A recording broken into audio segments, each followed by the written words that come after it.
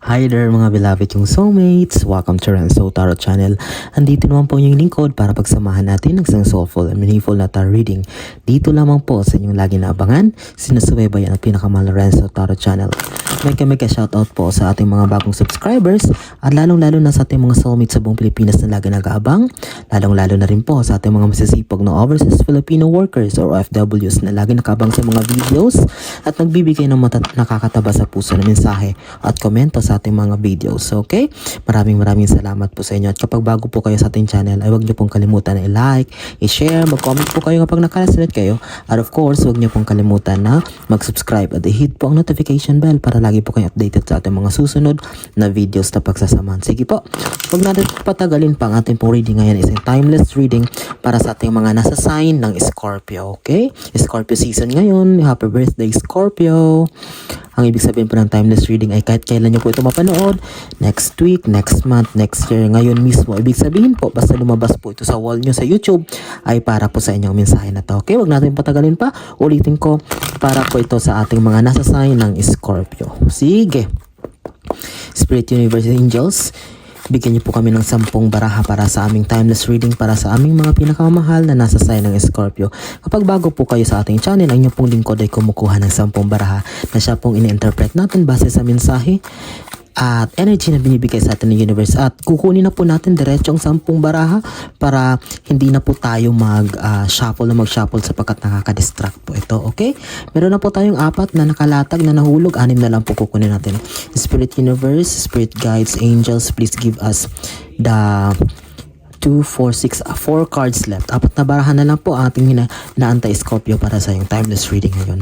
Maraming salamat po sa inyong walang sawang tiwala, suporta at pagmamahal sa Renzo Tarot Channel. Parang naka-8 na tayo, 2 na lang po ang ating kukuning baraha para sa yung reading ngayon, Scorpio. Okay, stay tuned. Kunting tease na lang, 2. Okay, parang kukunin ko to. Kunin ko po ito. Sige. Ayusin ko lang po ang ating baraha. Ilalagay natin sa gilid. At ito pong nakalatag ay ito po ang yung reading. Okay? Latag po natin ha. Scorpio. 2, 3, 4, 5, 6, 7, 8, 9, 10. Okay. Sige. Alam kong ready ka na, Scorpio. Para sa yung timeless reading. Simulan natin sa opening card mo na King of Cups. Okay. Wow, since it's your birthday, Scorpio, ang na-receive kong energy dito sa King of Cups, since Cups is all about your dreams, aspirations in life, it seems na ang energy na na-receive natin di Scorpio ay meron daw iilan sa inyo na parang ang iba ay nakamit na, ang iba ay parang still holding on sa promise of success. Parang nakikita natin hindi ka talaga bumibitaw sa pangarap mo nito na kamwat may talagang you have the faith na talagang darating ito para sa iyo. Itong matagal na simulat sa pool, pinaglalaanan mo ng oras, ng time, ng effort ay talagang you really wanted this to happen. And talagang ang good thing sa inyong Scorpio is you're very faithful na klaseng tao, you're very loyal at hindi ka basta-basta nag-give up. Okay, as a hierarchy card, King as a royalty, ibig sabihin medyo kahit papano ay medyo marami kang parang kilala ka sa community, parang marami kang kaibigan, mabilis ka makakuha ng kaibigan. At the same time, itong cups na hawak ng king or na hawak mo ay nagpapatunay lang na madali ka rin maka-achieve ng success kapag sa tulong ng mga ng pagiging sociable mo or pagiging palakaibigan mo. Okay? Scorpio, pangalawa. Oh, may celebration card dito, Scorpio. Wow, ang galing naman. Scorpio, tingnan mo may 3 of Cups. Okay, siguro meron kayo, Scorpio, yung inaantay. Or maybe some of you are celebrating, will be celebrating with the transformation na iyong mararanasan sa buhay. Kasi since it's Scorpio season, mararamdaman nyo yan, mararanasan nyo. Ibig sabihin, parang kayo, nararamdaman nyo sa sarili nyo, sa buhay nyo na parang may unti-unting pagbabago na nararamdaman. Mga attitudes, mga pag-ugali, mga siguro mga dati hindi na kayo, dead man na kayo ngayon, mga dati pumapatol kayo, parang you are pleasing people, na dati after ka lagi sinasabi ng tao, that's a big thing to celebrate. Hindi lang puro material na bagay ang dapat celebrate. Kailangan sinaselebrate din natin yung mga unti-unting improvement sa buhay natin, in terms, lalo na kung in terms sa pag-uugali. Kasi maganda yan, lalo na kung it's for the betterment ng buhay mo, na nararamdaman mo na parang malaking pinagbago mo, well, that's the good thing to celebrate. Pero since it's all about celebration, magbibigay siya ng happiness para sa inyo, Scorpio, in the soonest time. Okay? Hanged Man, i-confirm natin siya sa pang-apat na baraha. Oh, tingnan mo. Hanged Man, and ang pang-apat ng baraha is the Five of Cups. Okay. Ano big sabihin nito? Kaya kunuha ako ng isa kasi gusto ko ng confirmation. Lately daw, Scorpio, parang sunod-sunod or parang sunod-sunod itong situation na parang there's a lot of things na bumabagabag sa'yo. That's why you are sad here, malungkot ka dito sa Five of Cups. And ito yung nagdudulot kung bakit parang medyo ayaw mong kumilos and parang nakabitin ka, parang walang movement na gumagala, although may mga dapat kang action na gawin, parang basta ayaw mong kumilos, ayaw mong pumasok ng trabaho, ayaw mong gawin itong mga bagay na to, reports, ayaw mong gumawa ng action. That's why kasama na dito itong loneliness or emptiness na nararanasan mo sa buhay mo. Ayan, magkakonek siya.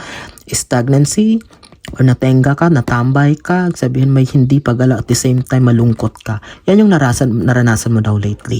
Okay? Scorpio, mag-comment nga kayo kung naka-resonate kayo dyan sa ating mensahe. Oh, connected siya, tingnan mo. Sabi ko sa'yo Tower, matatapos na. Tapos na. Wala na, hindi ka na babalik dun sa sitwasyon na puro kalungkutan, Scorpio, mararanasan mo. Okay, Tower, tingnan mo, yung tower ay magko-collapse. Ibig sabihin, the universe will be ending a season of your life na puro kalungkutan. Ito di ba malungkot ka, stagnant ka, walang paggalaw, walang pag-move dahil nakabitin ka. But sabi ko, tatapusin siya ni tower. It means na, dahil nga sabi ko, mararamdaman mo yan. November Scorpio season, birthday yung iba sa inyo lately, last week, bago pa kayo mag-birthday, ay may iba sa inyo na parang unti-unti nang nararamdaman na, sabi ko nga, may pagbabago na kayo nararamdaman sa iyong personality. Okay, magtataka ka, bakit dati ba't ngayon parang hindi na? Parang dati ganito, ganyan, okay? Kasi nga, papasok tayo mag-embark kayo sa journey, Scorpio, na totally magta-transform ang buhay nyo sa universe, lalo na pagpasok ni Pluto sa Aquarius sa November 20, although hindi naman ka naapektuhan ng 16-year karmic cycle na hindi ka naman cardinal sign, pero Scorpio, dahil November is the most powerful, dahil pasok siya sa November na mangyayari, and November is Scorpio season, kasama ka sa magta-transform ang buhay for a better. Okay? Panghawakan mo yan. Justice, Scorpio, meron daw sa inyo, ano ba to? Meron ba kayong sinisettle? Korte, kaso, pinabarangay, disputes, legal matters? O kayo ang may naantay ka na result ng kaso, na scam, may binibentang lupa, may sinisettle, may minimediate, or anything na may kinalaman sa legal matters. Okay? Tingnan nga natin.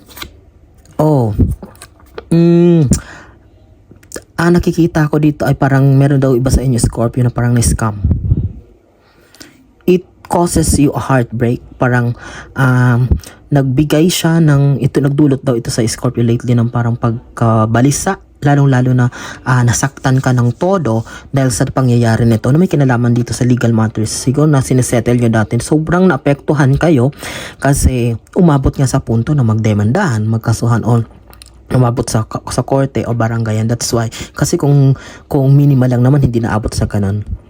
But I can feel the energy here na ganun ang nangyari. Parang nagkaroon ng confrontation, parang hindi talaga, parang chaos talaga. Yung parang both of you or family member, pareho talaga nagpang-abot na talaga hindi nyo na-control ang emotion ng isa't isa.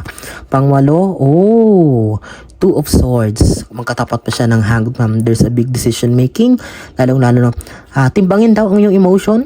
Timbangin ng maayos bago magsalita, magbitaw ng salita, maging maingat sa pagde-decide, pakikipagsalamuha sa tao, pakikipag-trust, sa pagtatrust sa mga taong hindi po naman lubusang kilala. Ayan, Swords are, maaring baka mamaya yan pa yung magpalubog sa'yo or baka yan pa yung pagpabagsak sa'yo.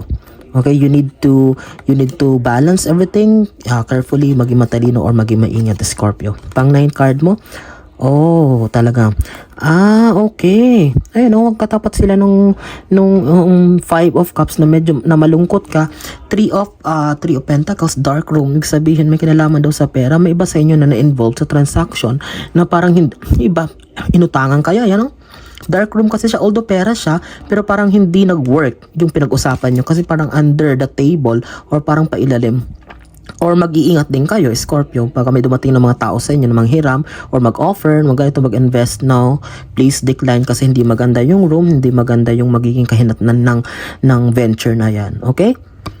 Please, please, please, lalo na may kinalaman sa pera. Have time to be tight, maging mahigpit, lalo na kung may kinalaman sa pera kasi mahirap na maubusan sa panahon ngayon. Ang daming mga ang daming mga pabigla-biglang pangyayari, calamities or kung ano man, and kailangan nating maging handa always. 10th and last card mo, Scorpio, panapos, is 10 of Cups. Okay. You will travel in a journey na, Scorpio, nasa personality nyo na hindi kayo nakokontento in a good way. Bakit? Hindi ka nakokontento, gusto nyo mag-level up pa, mag-aral, mag-learn ng panibagong skills, pasukin yung mga hindi pa masyadong alam, and that's a good thing para makatulong sa ma-develop ang buhay mo para mas lalong lumago or mag-grow ka as a person. And this 8 of Cups, ay marami ka na totally naipon na mga cups, marami ka na napatunayan, but you still looking for more. But don't worry, you are going to succeed with that because ang pambunga dating baraha ay Tower. King of Cups, ibig sabihin yung cups na is realization o ng yung dreams and aspirations is in life. Lumabas pa yung 3 of Cups na may celebration card, and the Tower, tatapusin niya itong mga kalungkutan mo, itong pagiging hanged man mo or ang pagkakabitin mo sa ere or sa kawalan. All in all, balansehin lang, huwag masyadong tiwala, lalong-lalo na kung may kinalaman sa pera. Okay? Maliwanag ba, Scorpio? Naway nag-guide ko kayo, nabigyan ko kayo ng isang soulful and meaningful tarot reading. Maraming salamat sa inyo laging pag-aabang, panonood sa ating mga videos, and I am praying na maraming nasa sign ng Scorpio makapanood nito. Kapag may kakilala kayo, kaibigan, ang mga kamag-anak na mahilig rin sa tarot reading at hindi pa nakakapanood ng ating mga videos or nakasubscribe sa ating channel, don't hesitate to recommend po ang ating channel. Kapag hindi pa po kayo nakasubscribe, ulitin ko, please subscribe. Yan lang po hingin ko pong bayad sa inyo. Subscribe and share our video. Maraming salamat po hanggang sa susunod nating mga videos at reading na pagsasamahan. Mga pinakamahal kong souls, mag-ingat kayo lagi ha, and God bless us all.